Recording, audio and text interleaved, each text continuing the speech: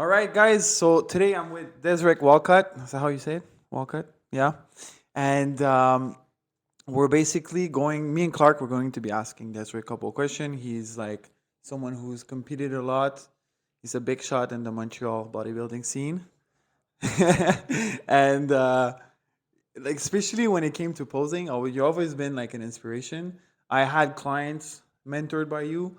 I never had the chance yet, but hopefully one day. And basically we're going to be diving deeper into like your experience with bodybuilding, your journey, couple questions. If you could like um, share some wisdom with two rookies like me and Clark. Okay, so let's just talk about like the basic stuff. When was your last competition? 2019, so it was like maybe like July, probably like around July 15th, something like that. It was the Vancouver Pro for sure, but it was July 2019. Was that your only pro show? I did the Toronto Pro a few weeks before.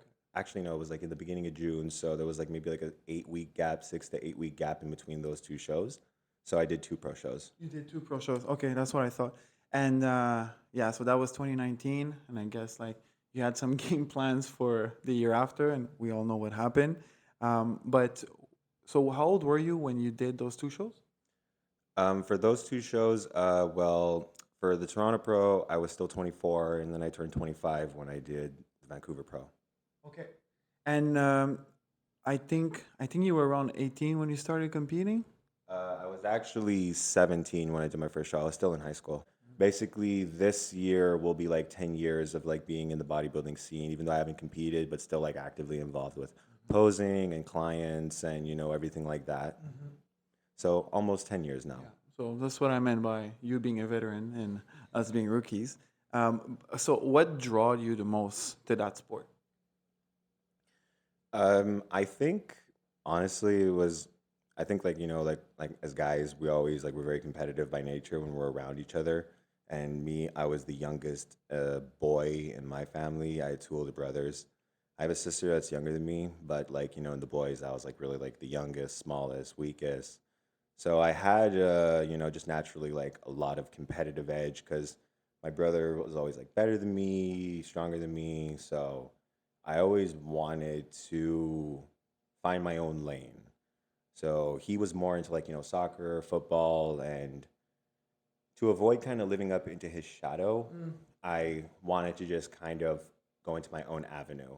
So I was always like more into like arts and everything like that. So like, I did dance when dance, I guess, necessarily wasn't really that popular for boys. Like now it's a different story. But like, I was involved in hip hop, contemporary jazz, and again, like I just really, really liked the spectator aspect of it, the showmanship. Mm-hmm. Performance. Exactly. Yeah. So that always was like in me. So that was the thing, like really about like team sports and everything like that. Like I did a lot of them, but I just wanted to like again not live up to my brother's shadow. But not only that, just the whole team aspect. Like I wanted, as I guess narcissistic as it sounds, like I wanted the attention. Mm-hmm. I wanted like I wanted the spotlight on me, and I felt like when you're on a team, especially like I'm naturally very like hard-headed and driven and again competitive. So I snap very easily like when I'm on a team because I don't like the idea of my victory being in other people's Share. hands. Well, it's not only Yeah, or that it's like too. you could lose and it cannot even be your fault. Mm-hmm. Like, you could be playing basketball and there's a guy that's just a total ball hog and he could totally just ruin it for the whole team because he goes in it for himself. So I just always wanted to avoid that. I wanted all the power to control my fate. And at first, I really just wanted to like be in shape for the sake of being in shape. But I realized that okay, body like it takes a really long time. Like you guys are both trainers. Like clients have unrealistic expectations. They show you a picture and it's like okay, well that guy's been training for like 10 years and Yeah. that's a Photoshop picture with Yeah, like that's it. incredible It's the lighting. best day of the week. Yes. I felt like, okay, like bodybuilding and competing in bodybuilding was a way to dedicate my time to training and dieting in a way that would help me get the physique that I wanted. But then when I realized that was actually like I had potential in it, Mm, it woke something else up. And cool. I guess the fact that I really didn't do well in my first show, because I was like, I I signed up at the last minute. I was 17, didn't know anything, didn't even Did you tan. have a coach? No. Okay, so it's just like you went with It was really like it was on a whim. My mom packed me a sandwich like the morning of like It was like going on a field trip. and, like I didn't know anything. I thought it was just like a thing you just go to and like apart from like shaving my legs, I didn't prepare. I brought Pam to like oil up like just straight up Google, totally naive, had no clue. That is super cool. But again, obviously placed like shit, rightfully so. I deserved it. But I remember getting told like, "Hey, listen, like obviously you know why you lost, but if you really like get it together and diet and tan and do everything properly, you will go really far." And that was kind of like, okay, that was the fire. From then it was like chasing all of that, which if you count from when I did my first show to when I finally did turn pro, which was 5 years later, it was pretty much like year I did like 2 shows a year every year nonstop until I basically got what I wanted. A lot to unpack here actually about not being like a team sport person necessarily. Also, I think it's interesting that you said like you were very competitive with your brothers, and then but you chose the one sport that it's you against you more than anything else, you know.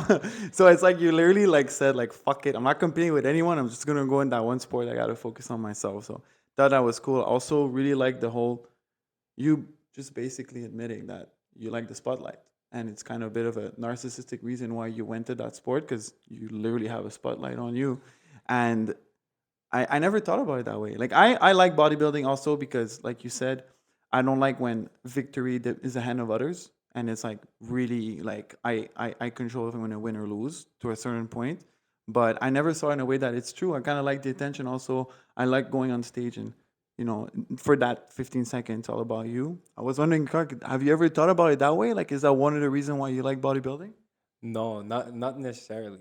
It's actually weird now that you guys are talking about it. I was like, yeah, it makes it like I feel like winning makes it more exciting because you put in all the work, and like one day I wanna like, if people could just see like how I was when I started, and now I'm gonna showcase my body and this how I look now. It's like that's what Mm-hmm. makes it. I remember a conversation that you and I had. It was like at a gym, Mm-hmm. and we were talking about something, and it was like before, like you before you opened your this studio now, this beautiful place that you have, and you were like telling me like just like keep on the down low. It was like something like that, and I remember just Mm-hmm. like I don't have to worry about me, and you called me a nomad, Mm. and it's like I remember that stuck with me, and in a lot of ways. I've always just never concerned myself with like I'm always like if you read my mind, it would be like so filled with like my own things and my own ideas that I don't even have time to think about anyone else or have hate towards people because I've just found that if you think hateful things, you become hateful and it hurts you. And I've gone through so many like, how do you like just like to put it bluntly, like I've gone through like therapy to try to even understand like this side of myself. After competing and everything like that, I was like, okay, like who really am I? Because I started to realize like, okay, like if bodybuilding didn't exist, so I wanted to kind of unpack that. And one thing I started to realize is just how much like what you say is tied into how you feel. So I've really made it a point to not even try to concern myself with hate, even if it is there. But negativity is always going to be there, and I think if you concern yourself even with the thought of negativity, you're giving it too much power. Like even the acknowledgement, even just that one little thought is already enough. It's just better to move on, especially if it's hurtful and it's meant to hurt you. Don't even let it in. Mm-hmm. I You were talking about the therapy, and I don't know what the timelines are. Like you made it sound like that was something maybe that you were already intrigued about yourself before 2020, but I don't know or if it was after because I understand that during these lockdowns, a lot of us lost a big part of our identity. Like going to the gym is just something that we were doing 3, 4, 5 times a week, and we lost that. So I was wondering if that's one of the thing that triggered you because suddenly it was taken away from you, or was it even before? Oh no, I had made the conscious decision to go into therapy actually probably like around the time when I won my pro card because I felt like okay, this is just like something like I had done a lot of research, like, Phil Jackson and like athletic therapists and like all these different like team psychologists, sports psychologists. Okay. So I just felt like as an athlete dealing at performing at such a high level, I felt like it was just almost necessary to kind of have a professional help me unpack my brain, especially because again, like I had been dealing with so much at such a young age that I knew like with everything surrounding me, like again, like on the outside, like okay, yeah, okay, the physique kind of makes people think that you got like for some reason people think that because you look really good, you have millions of dollars and that's really not the case. You know what I mean? So, like I was broke throughout most if not all of the time I competed and up until the point when I got my pro card. So, there was like a real like false thing going on where it's like I'm this way, like I look this way but feel this way and really for me like after I did my pro show and kind of had closure and kind of really came to the realization of what everything was like leading up to, I felt like, oh, okay, now I've kind of closed that chapter. Now I feel like actually unpacking all of it and seeing what it's all about.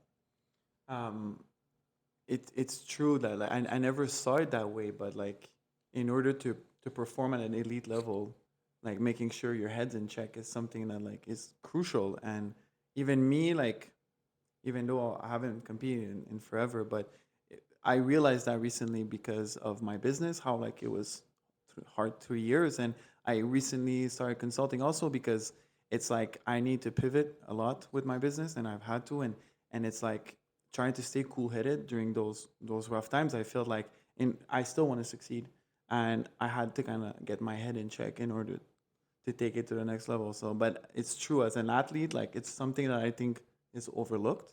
So it's super cool that again, one of the million reason why people assume you're older than you are is the maturity you had to like actually seek that. And then we're talking like 3 years ago.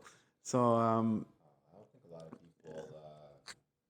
I don't think many people like. I think there's like a negative stigma surrounding therapy, counseling, psychology, and I understand where that insecurity comes from. But the way I've always kind of seen it is, it's a coach in the same way that you have a professional help you with your diet, you have a professional help you with your mind, and the research is all out there. You look up millionaires like successful CEOs, athletes, actors, they all go see therapists, couples, some of the happiest couples go to marriage counseling once every couple of years just because there doesn't even need to be problems in their relationship. I know tons of happy, rational, sound-minded people, very secure people who go to therapy, and it's because they go to therapy. And it had nothing to do with them. It's like going to therapy, people look at it like going to therapy, like going to the emergency room.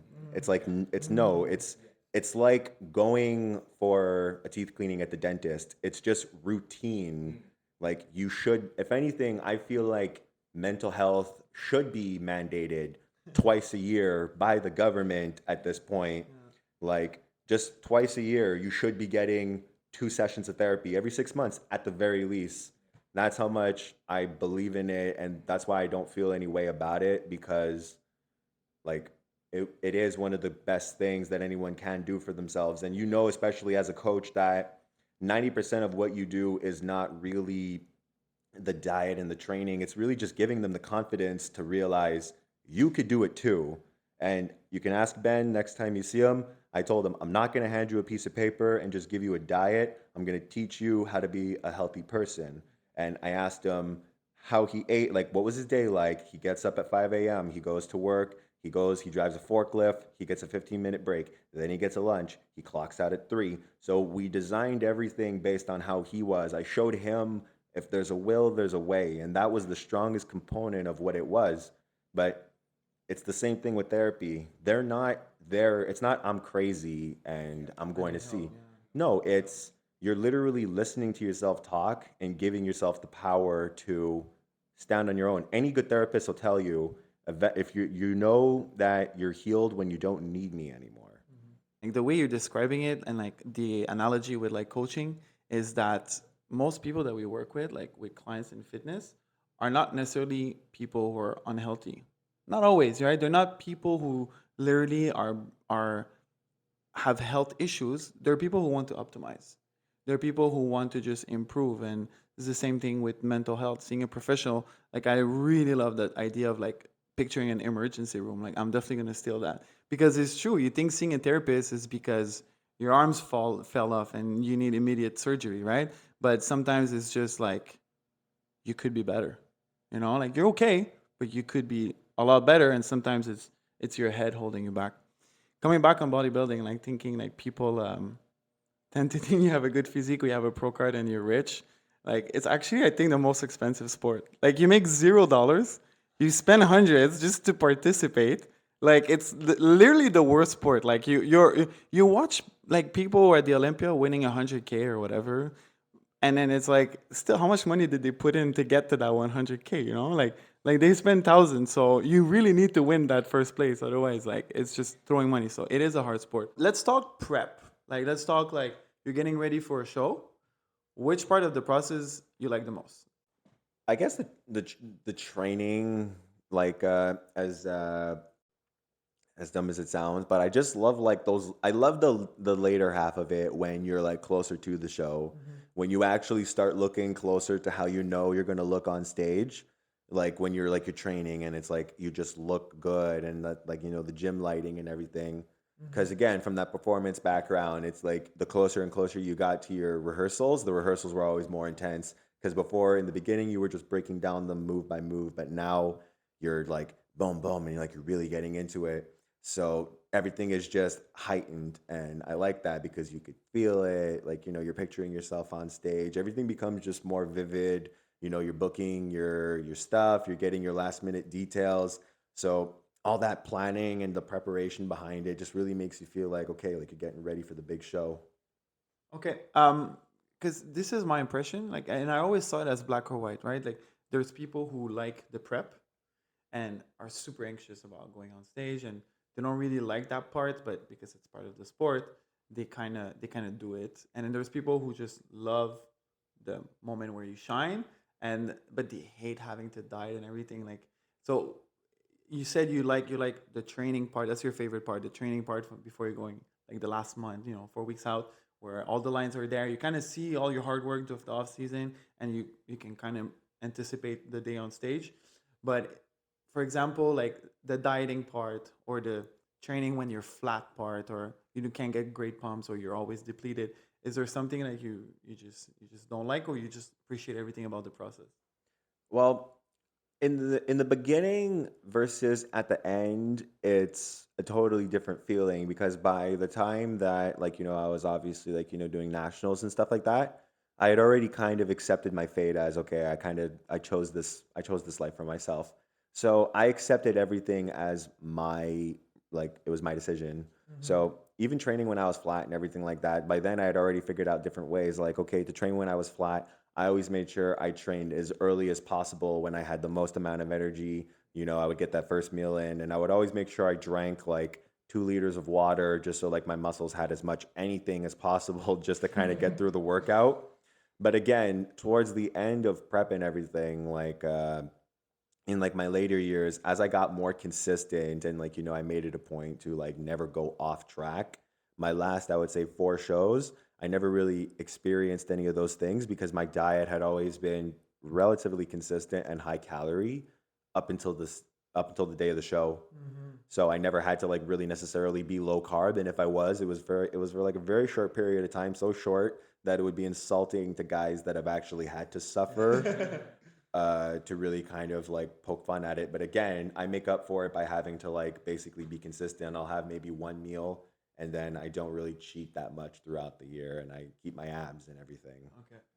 And okay, and so basically, you're saying also like anything else, you got better at your sport and you optimize, like you figured out what was working for you. So there's certain level of self-flagellation that you didn't need to do. Like I like that because I always pictured prep as if you may have to suffer, but if you don't need to, you don't have to. And it's like you don't get a badge of honor for like I was doing 2 hours of cardio every day and I was eating 120 grams of carbs. Some people might have to do it. Let me put it to you like this. Okay, let's say you have two guys, all right? They each get a paycheck. One guy takes 10% of his paycheck and he saves it every paycheck for 52 weeks, all right? Because they're trying to save up for something. The other guy, he spends all of his money, all right? And then they have this event that both friends have to save up for that's a year later, okay? The guy who maybe saves a little more each time, he's not going to have as much to spend, but he's going to be able to reap his benefits at the end of the year when he's able to get his prize. The guy who's been blowing his money, now he's got to save more money in a shorter amount of time, which means that you get to spend more initially, but now you can't spend as much later on. The other guy, if he wants to blow a paycheck, hey, fuck it, I've already been saving. So prep is kind of like that. So I love that. So basically, what you're saying is that one of the reason why your preps were less demanded less effort or less sacrifices is because of what you were doing in your off season, Yes. right? I was always on prep in a sense. Would you say so? Would you say it's because you were keeping a lower percentage of body fat, or it's because you were staying at like a certain body composition? Like, what was the key for you?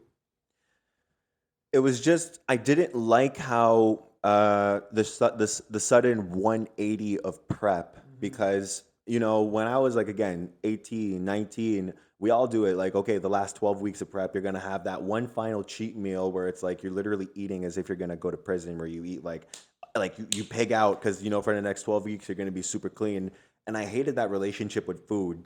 I didn't like how on off season you eat one way and then on prep you eat another way. I didn't like how okay, it's okay to eat ice cream now because I'm not competing, but it's not okay to eat ice cream when I am competing. Because again, like my birthday is in July when everybody wants to have fun, and that's when most shows are. So I'm always knee deep in prep when everybody wants to enjoy themselves and go out and do stuff. So I felt like the best way for me to kind of like have that relationship with food where I didn't feel like I was constantly lacking or missing out was to maintain that type of regiment all year. So I would eat if it was like in the middle of December, like I would eat horse and like horse vegetables. I had a shake every morning to this day, and chicken breast, broccoli, rice. So oatmeal. I always kept my foods relatively the same, my portions the same, apart from just more carbs. I didn't really change much.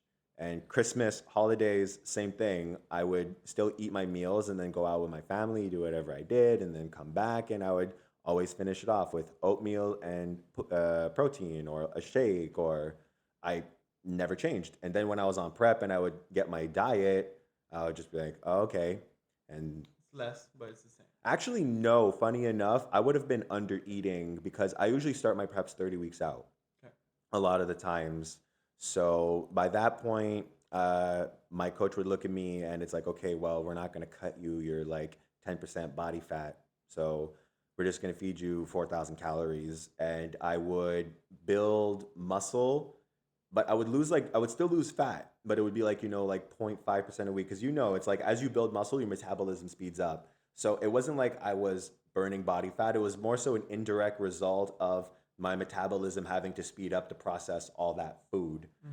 So, that and not having to really do cardio meant that I wasn't burning as much. So, like, it was a nice sort of synergistic thing that was happening. And it would allow me to eat a lot of food going into a show without having to deplete as much, and it would be more gradual, and it's good because you're basically going into like you shouldn't be scrambling at the last minute anyways in prep. I've never done a good show or felt like I was ready if I had to scramble. It's always felt good when everything was just one after the other, and I listened to my coach and I knew in my like heart that like there's nothing more I could have done. So, two things I want to ask you. Like, first of all, you said about kind of maintaining a certain look or a certain way, being a certain way in your off season, so Yeah. that you have less sacrifices to do in the prep. I would like to know, like, was it more based on the way you look, like you would recover? Because obviously, at the end of prep, like that's not the shape that you're going to be sustaining in the off season. There is going to be a certain level of recovery of lean body mass as well as body fat. And was it more based on a certain aspect, a certain look that your body had that you're like, okay, now this is my off season. It's kind of where I have to kind of sit there and make progress? or was it more like a body weight scale number, or a body fat, or like a certain way, more objective or subjective to describe your physique for you to know like, okay, this is my off season look?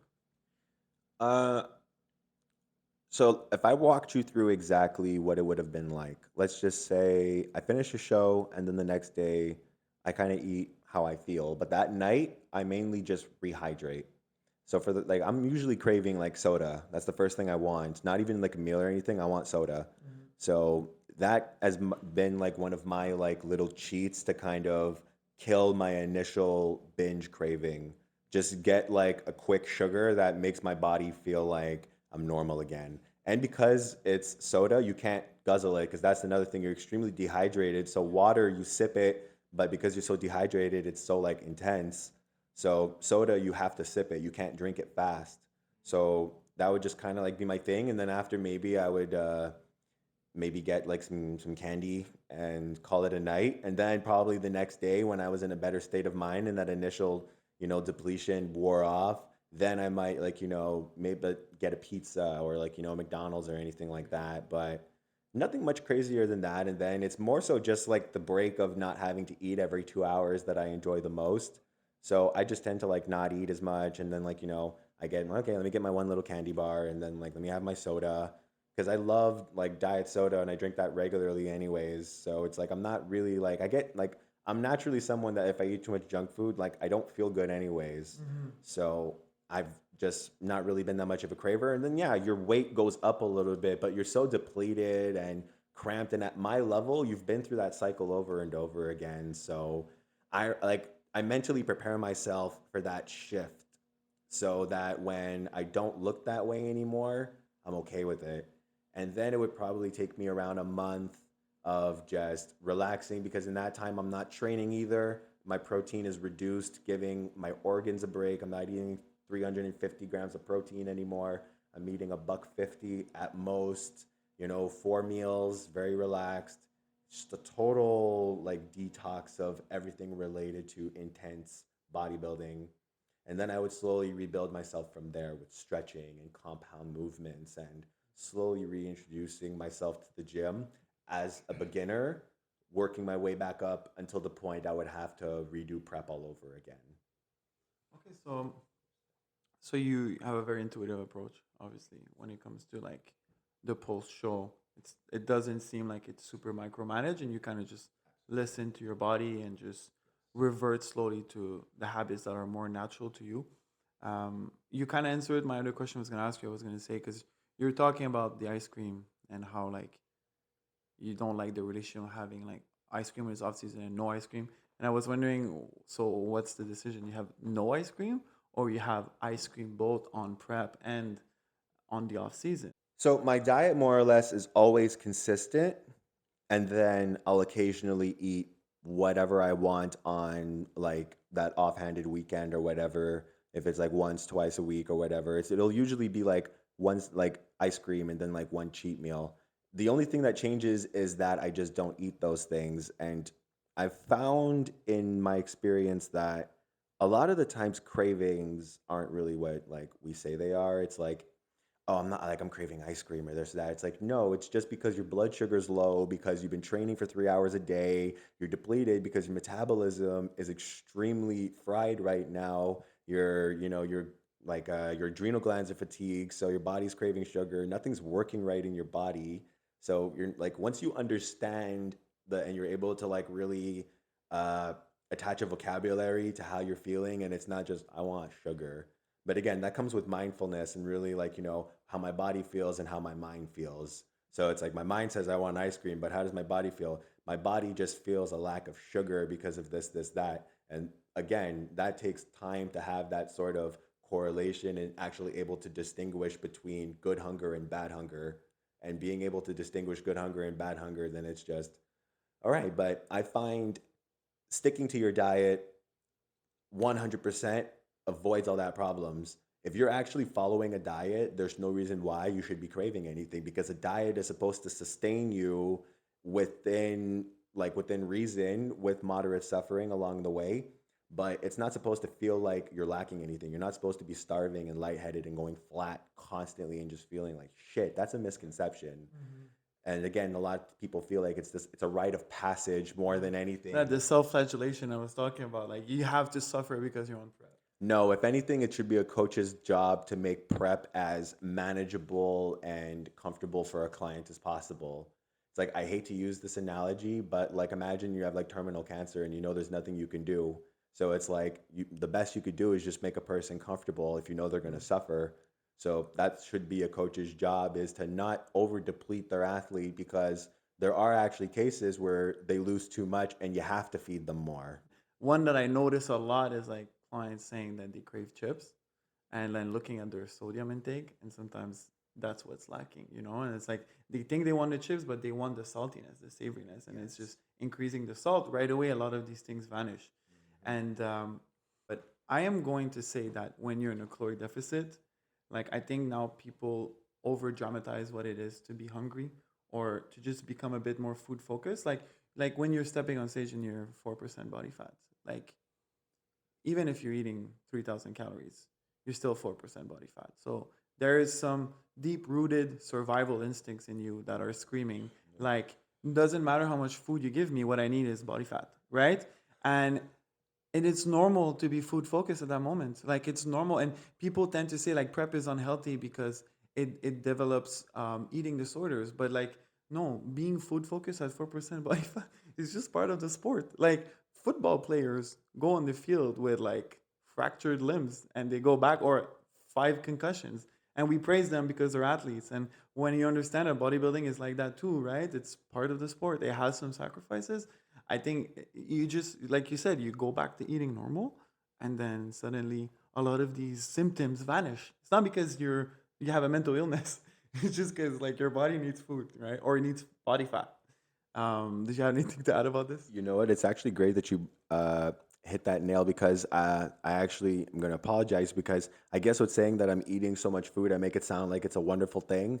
But if you picture 3,000 calories worth of rice, chicken, potatoes, beef, like, It's not very exciting. no, like you're eating a mountain of food. I used to put on, the only way I could get through the food, and it's going to sound really dumb, but I would watch Fairly Odd Parents on my phone, and I had to like not focus on like chewing. It was just, and it was like a thing like chew, chew, chew, swallow, and I would have food going in as I was already putting food in my mouth. It was just a robotic thing, and I wouldn't even chew. I would like chew with my wisdom teeth as my molars are like taking the front half, and it was just like shoveling food. I would have to eat 8 eggs at night, and I would just cook them barely enough to stay whole, and basically shovel it down without chewing. And it's a lot of food. And again, you touch on that. It's like, yeah, it's a lot of food, but 4% body fat is still 4% body fat. And it really, you feel your immune system. And I've had like a permanent, not like blocked nose, like almost ever since.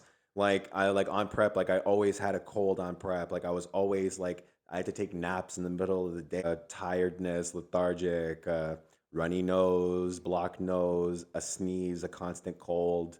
So just like stuff like that. But again, it's like you're not sleeping a lot. Like I'd sleep 4 hours a night. Like when you have like such low body fat, you can't sleep. Like your body's on red alert, your body's in fight or flight. So like you really don't feel well. And the amount of food you're eating, it's like, again, it's like I'm eating this much, Barely making a dent. but again, it's like you got to consider the fact that for my body and my body type, that 3,000 calories is the equivalent of you eating 1,800. To me, my body will burn it like 3,000, because I can get away with maybe just a little bit more. Like I can eat like a Big Mac and my body will just like disintegrate it. Like, so it's like we're dealing with different like mechanics. Yeah, I fucking love this. You know why I'm looking at you, huh?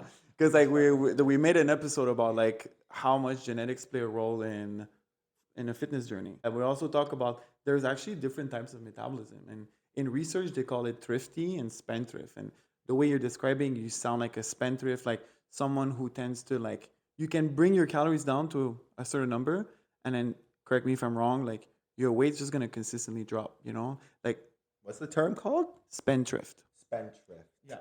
So like correct me if I'm wrong, like you kind of find your caloric your deficit, and then that's your deficit number, and then once you're at that level, like your metabolic rate is high enough that it's gonna keep coming down. But then Oh, yeah. when it's time to gain weight, it's like you add 250 calories, your metabolism compensates for 300. And it's like you add 400, it compensates for 500. It's mainly your NEAT that does that, but like your metabolism identity is more like these guys where it's kind of fairly simple to lose weight, but it's a challenge to gain. Oh yeah, because to eat the 3,000 calories and to have it burn like it's 2,000, basically your metabolism is just burning at a level that the furnace is just turned on a little bit higher, but it's not necessarily like a gift. It's like imagine currency exchange.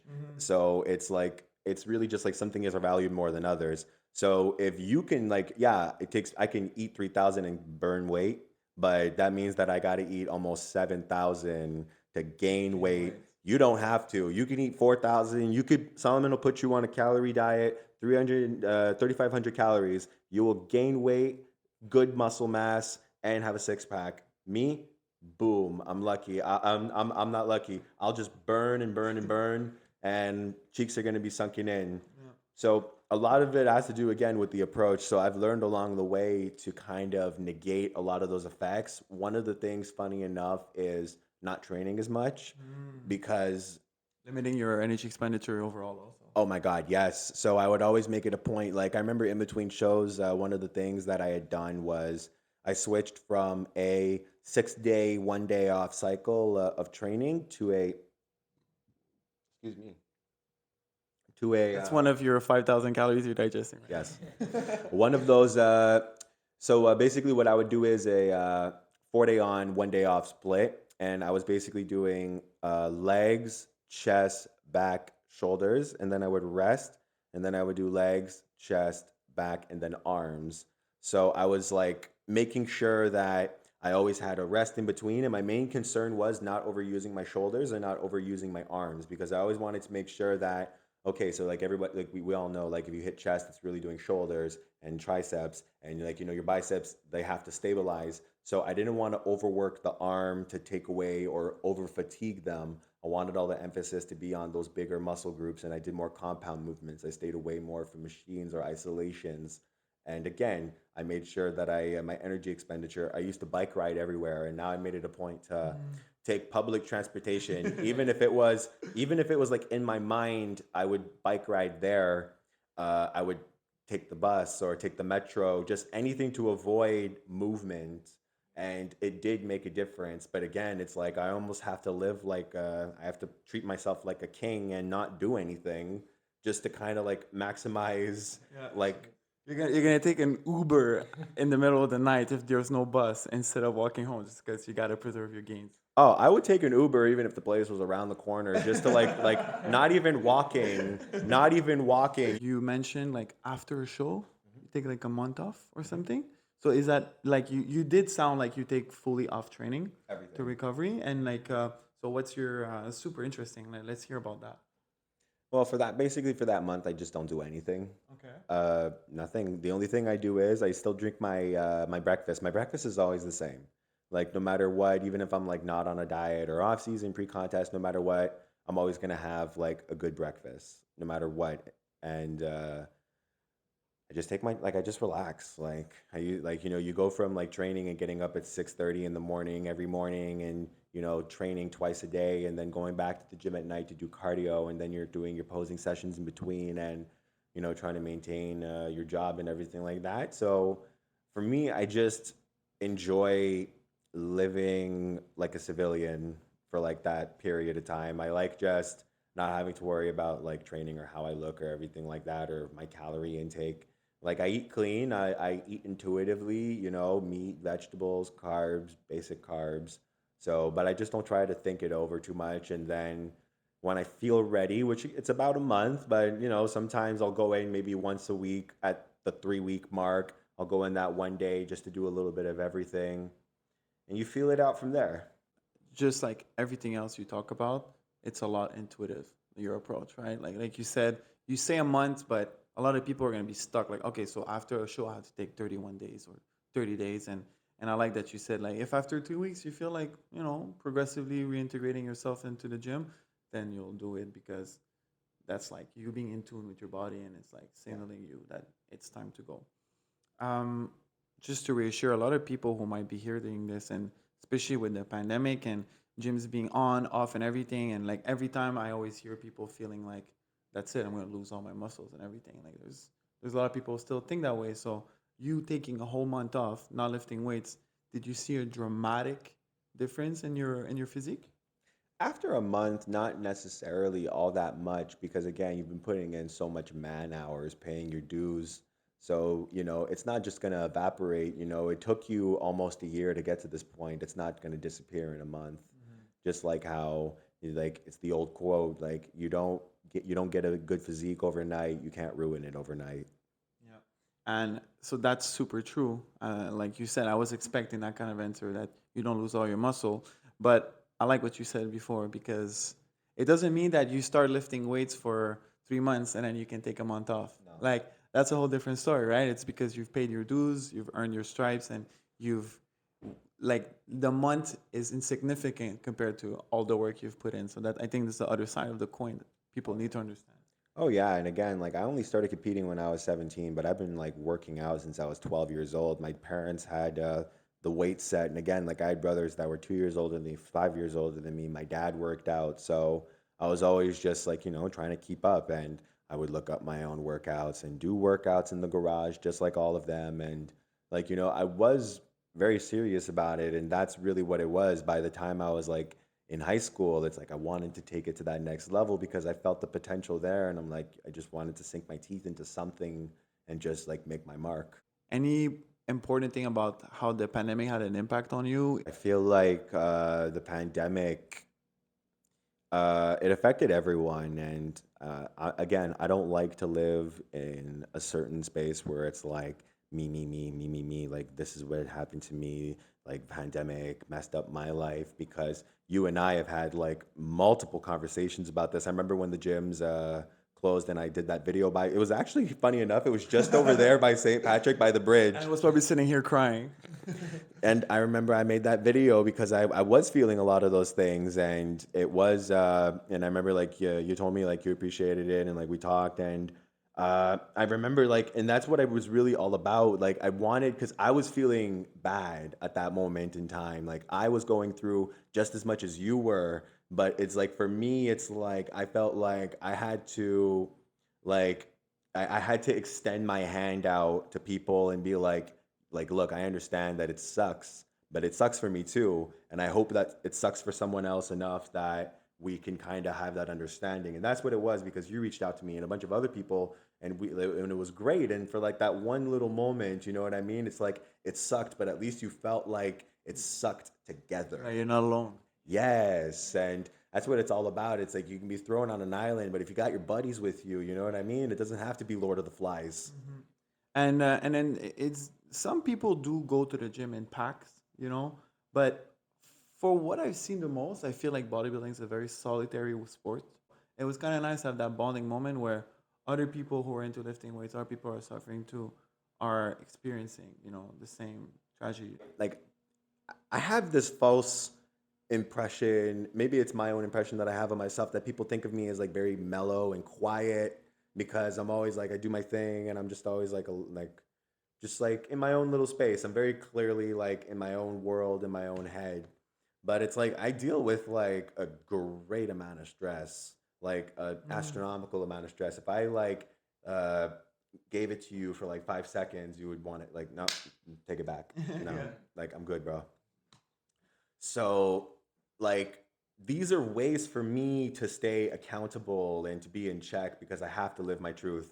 Like, the biggest thing that I said in that video was, hey, listen, I smashed my plates because I found out that they didn't even announce it yet. It was still just a rumor, but like, I was gone and I had that moment of, cathartic release. And when I saw the bigger picture, and then the announcement happened, and then I had to be there for my clients. I had a guy who just signed up with me. He was so ready to just like, make these changes. And You want them to happen for him, you know? yes, and it was so much bigger than me. And it wasn't even like it wasn't the loss of income. It wasn't the you know, the oh my God, the gyms are closing, I'm not gonna have my routine. It's what are these like what are they gonna do? And having that moment with them, and it's like Mm. going through that conversation and then adjusting and having to come to that adjustment. And at that point, when I went, I'm like, okay, I need to go for a walk. And when you go for a walk, you know, you like you're going through some shit. When you're going, I gotta go. I'm going for a walk. And I think it's directly correlated to the time of that walk. And if it's after 12 p.m., it's definitely something bad. Yes, yes. So I was at the water, and it was like again, it was like really like I just like I saw it as bigger, and it was important for me to kind of just be there and be like, hey, listen, like this sucks for me. It sucks for you, but I noticed that the more that you really like it's going to drive you crazy because you can't control it. It's like being locked in a box. It's like you got to find your way like to make sense of what you're going through. And when the gyms closed down, but because by that point when we had that conversation, that was like probably the second or third time. Mhm. So up until like I would say like when the gyms closed down the first time, I think none of us really expect like oh it'll open in 2 weeks. Exactly. That was a long 2 weeks, the longest 2 weeks of my life. But by that point, I was already like doing other things, and I was already like my interests and had already started to wane and go into different directions. And it like already was like, oh, okay, cool. So this doesn't like my time had kind of been like, oh, okay, let me see what I can do with this. And it's almost as if I had to tell myself, okay, don't want it. If you don't want it, it's like a You won't be relationship. disappointed. Yes, it's like a breakup. It's like you got to block, you got to cut them off, you got to burn their clothes, you got to throw out their hair dryer. Anything that reminds you of them, you got to forget about and get rid of. Yeah, I wanna thank you, publicly because like that moment, it really struck me, and you've always been a bit of a beacon of hope, like, well, if Desrick is not going crazy, we're good, because if Desrick goes crazy, I feel like we're just gonna be like, okay, there's no more hope.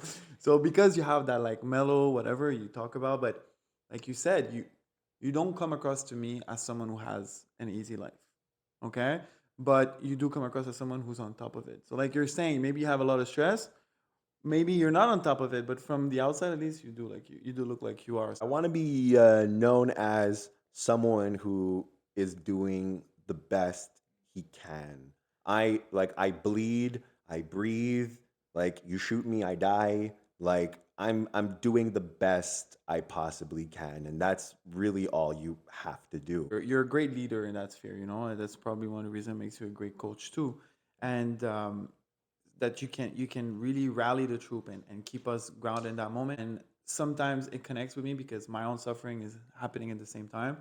Sometimes it just just wasn't in that place mentally because we're all roller coaster. But that day I needed it, and first thing that popped on my feed was that, and it was awesome. It was a great moment when you said that like you kind of had other things going on, like you figured out other hobbies or other other activities to kind of distract you or just discover yourself in a different light. So I think that was it's a good advice. Even though we say training is healthy, lifting weight is healthy, it's a good habit. Even it's an addiction, it's a good addiction. We kind of always downplay it like that, but if it's really the only way to define you, I think it's not necessarily bad, but it's scary, right? Because when shit like that happens, you're lost. Oh my God, Solomon, so glad you said that because that's really what it was, you know? And that's honestly because you've definitely noticed a shift, especially in like the type of content that I've posted. Hmm. And I think especially with bodybuilding, because bodybuilder is really good at like, finding the outsiders, like, the kids that didn't really fit in and all that stuff. It really like it speaks to like a lot of these people because it puts the power in your hands and teaches you how to become that person for yourself.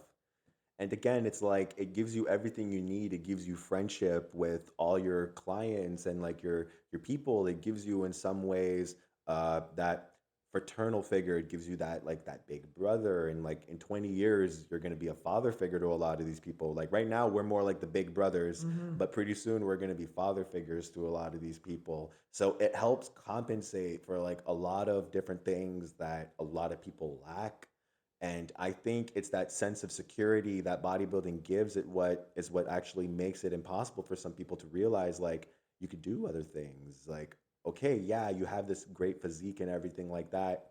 But my greatest fear was, and a lot of you hear this a lot in like successful people, there's nothing else I could have been. There's no plan B. I'm this. Like if I wasn't a bodybuilder, I'd be a garbage man. Or like you hear that all the time. And but when you're actually like, okay, like easy for you to say when you're like watching it, but like when you're actually like in those types of positions, it was a, oh, if I wasn't a bodybuilder, I would be this. And I'm like, no, you're not. Like it was like that dichotomy going on in my head. And then that no, you're not kept getting louder and louder. So then I had to really like go into like more self-discovery, which led to me like I'd always been journaling, but like up until that point, it was just like, my own thoughts.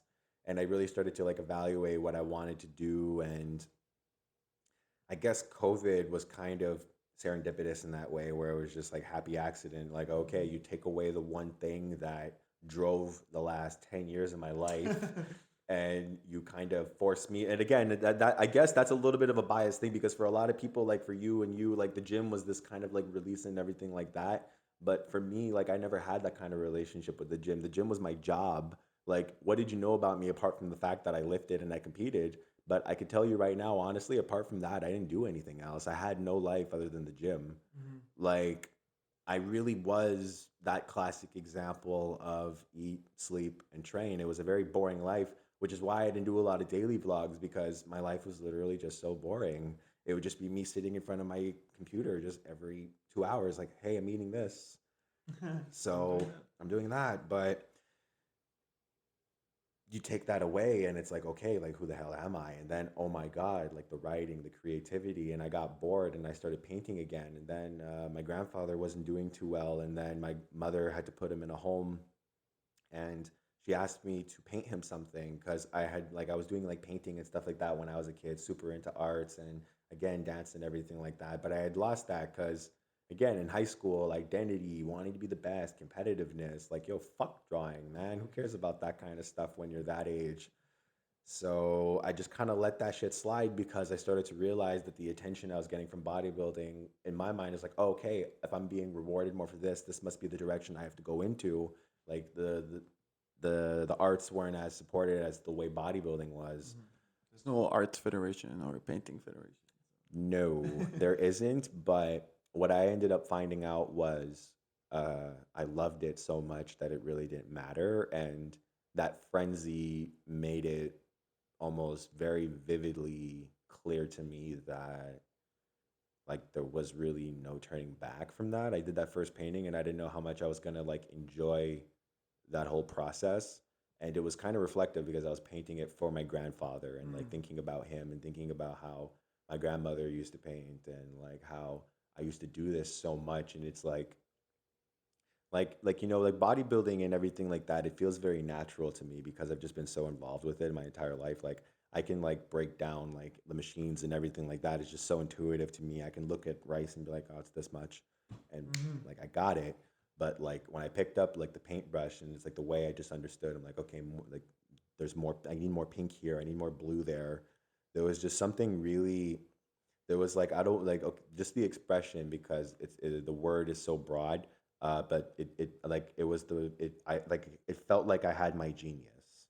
Like bodybuilding, it felt like I learned a lot, but when I was painting, it felt like this is my genius. This is my intelligence. This is where like I can like, it just felt like an extension of me. And like this is okay, like this is like natural. It's like discovering like that thing. It's like being reunited with that side of yourself. If anyone wants to reach out to you, or you want to give us a bit like what's your best contact if you're taking on clients right now, your services, you want to give a little shout out to like whatever you offer at the moment? Yeah, sure. Well, basically, you can follow me on Instagram, IFBB Prince. That's where I have all my like information. You go on the link tree and it sets you to everything else. I have a website. It's basically my name, DesrickW.com. Have a YouTube channel. Haven't posted in a while, but I do plan on making a lot more content. Uh, a lot of my content as of lately is more geared towards my film that I'm releasing soon, which you've already like seen a little bit about. Mhm. So you can find out all that information, because this is Solomon's channel. I don't want to take up too much of his time just soliciting my stuff. So with whatever mic time I do have, I just want to say again, thank you. Thank you so much. Pleasure. I'm going to link all the information as well, the website and the YouTube. So if you ever reach out to Desrick, it'll be easy. Thank you so much, boss.